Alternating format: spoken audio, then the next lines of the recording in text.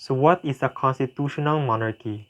Constitutional monarchy is a system of government in which a monarch shares power with constitutionally organized government. The monarch may be the de facto head of state or purely a ceremonial leader. In the case of Thailand government, the constitutional monarchy is quite similar to that of the United Kingdom, in which a prime minister serves as head of a parliamentary government and hereditary Thai king functions as head of state.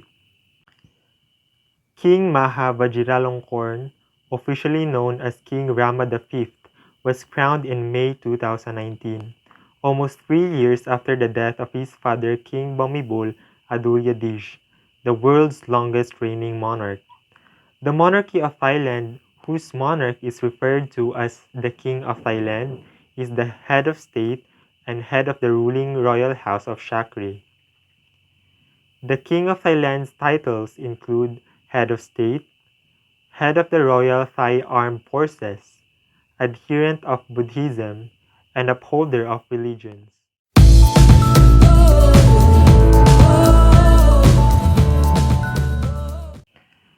In Thailand, lay majesty, a French word which means insulting the monarch, is criminalized by Section 112 of the Thai Criminal Code.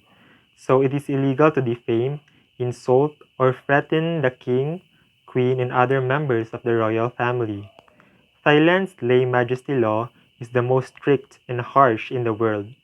It is not hard for the king to send his critics to jail for at least 3 to 15 years.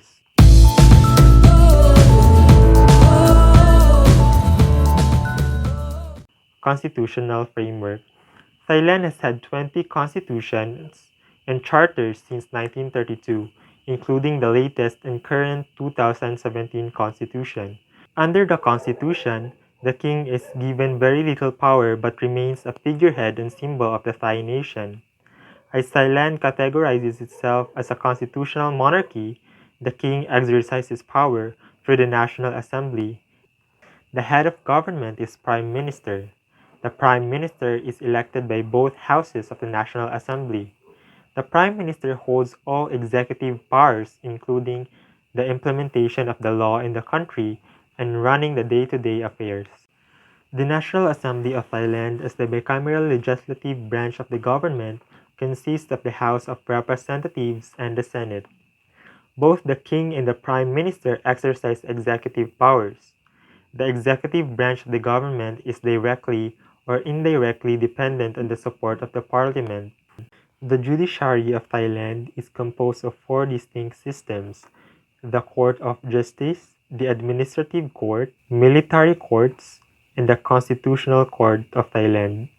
The current judicial system is organized in accordance with the 2017 Constitution.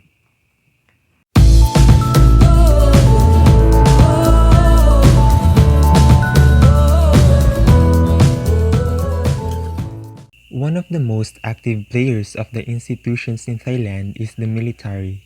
In the last 84 years, Thailand has experienced 20 coups and 13 of them are successful, while 9 of them are unsuccessful, the most recent being in 2014. Cycle of coups. Thai politics have been predictably cyclical over the past decade. First, an anti-establishment political party gets elected. Second, that party gets eliminated. Third, the military installs a caretaker government or charter, awaiting elections. Fourth, the military rewrites the election rules to ensure its desired result. And then, fifth, the elections are held again, and an anti-establishment party wins again. This cycle of coups prevents the stability of Thai state.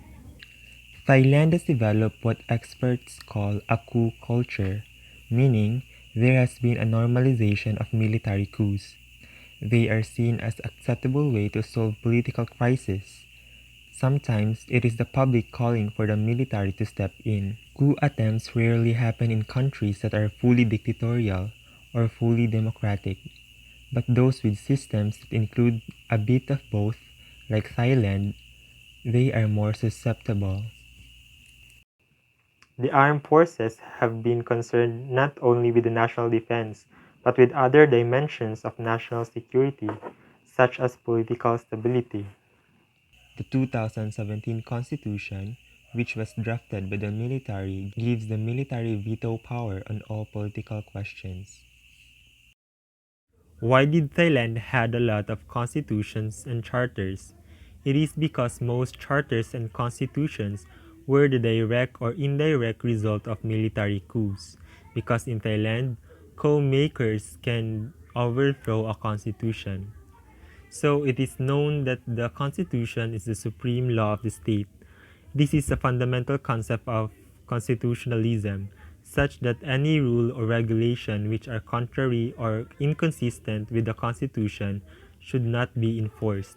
But despite the fact that the coup which took place in Thailand were carried out using force to make political changes, they become institutionalized as they were accepted by each party and also become part of the unwritten constitution in Thailand. But the constitution is inconsistent in itself. According to Thai criminal code, coups are illegal and the penalty is capital punishment or life imprisonment. Historically, however, it is difficult to convict successful coup makers in court despite their wrongdoing. The Supreme Court has confirmed that a successful coup has the power to rule the country. Additionally, the court has accepted the amnesty law that provides immunity to coup conspirators from criminal liability.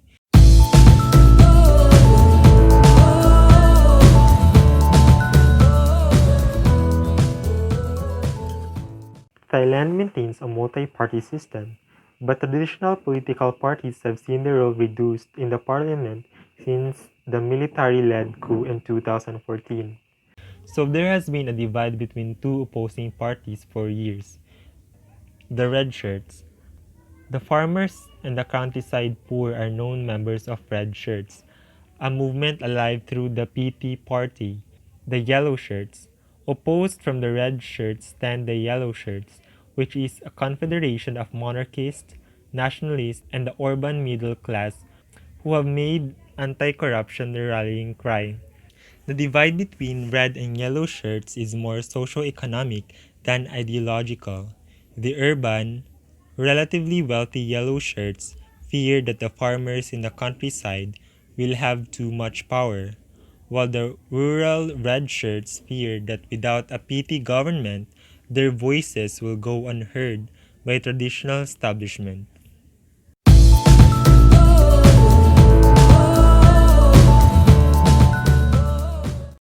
Democratic practices in Thailand is often overshadowed by extra-democratic means like military coups.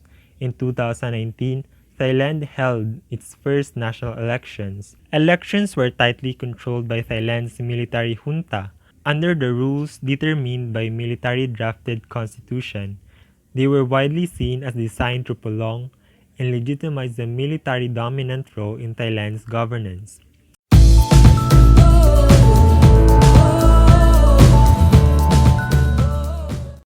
The government and military control nearly all the national television and radio networks.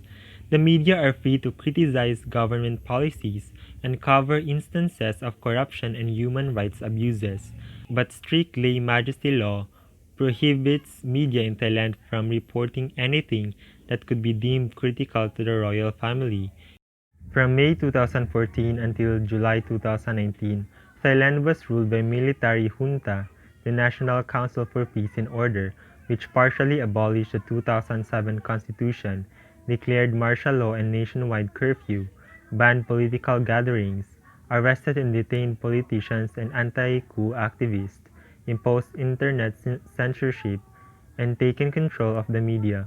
Pro-democracy activists and human rights defenders face legal harassment intended to exhaust their energy and resources, and sometimes violence.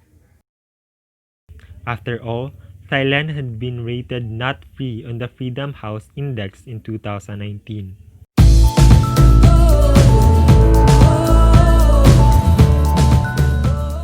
The development of decentralization of governance started in 1932, at the overthrow of the absolute monarchy. In 1992, decentralization became an active policy. In 1993, elected governors replaced appointed provincial governors. In 1997, a new constitution was promulgated, and in 1999, the Decentralization Act has provided the framework for the decentralization process.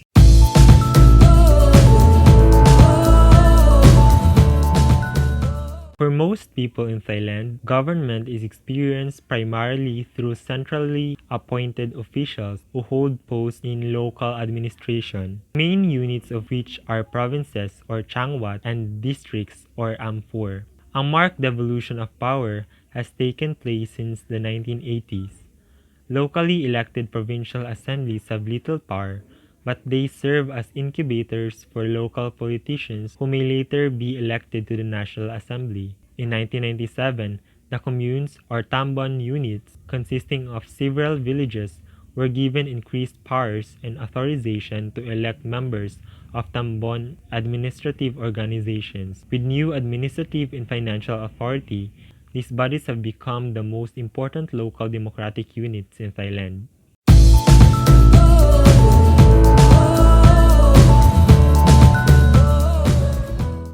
At the heart of Thailand's uneasy politics is an unresolved conflict over the political legitimacy that may be traced to the end of the absolute monarchy in 1932. This issue is whether political authority should derive from popular sovereignty or a traditional hierarchy that claims a moral right to rule. Even though constitutions have been annulled, amended, and promulgated on several occasions to suitably reorganize the governance, there were still no stability or order due to various problems and conflicts. At times, those events degenerated into constitutional crises which cannot be resolved. The absence of colonialism also means that traditional structures, particularly the monarchy, the Buddhist Sangha, and the military and civil bureaucracy were not disrupted. In this sense, Thailand faced only a limited political challenge. That is why the country didn't have its true political development to the present.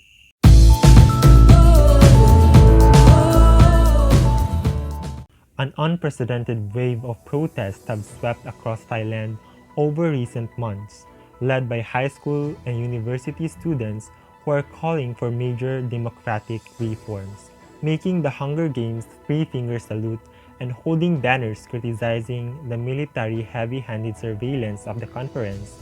The protesters handed over their demands to the royal guards. These demands include the removal of Prime Minister Prayut Chan-o-cha. They also want parliaments dissolved and new elections to be held. They're demanding the constitution, which was drafted by the military, be rewritten. Also included in this charter is an end to the intimidation of dissidents. Lastly, a very sensitive demand that has long been unthinkable in Thailand: reform of the monarchy. A proposal with good intentions to make the institution of the monarchy remain graciously above the people under democratic rule. Well, more protests are expected in the coming weeks, and a nation general strike is due to be held in November. Will Thailand be ever a democracy, especially that the Thai king seeks to bring back absolute monarchy? Some Western media believe Thailand is heading towards a hybrid or semi-democracy. It's hard to tell. Democracy is the institutionalization of freedom. It is of the people, by the people, and for the people. Democracy cannot be established with a weapon in one hand. Where Thailand is heading after the elections is nowhere close to democracy. We can at most call it post-military rule, which looks all set to dictate Thailand for at least a few more decades. Thai people are destined for harder struggle if they want to resurrect the phoenix of democracy from the current situation. Thank you for listening.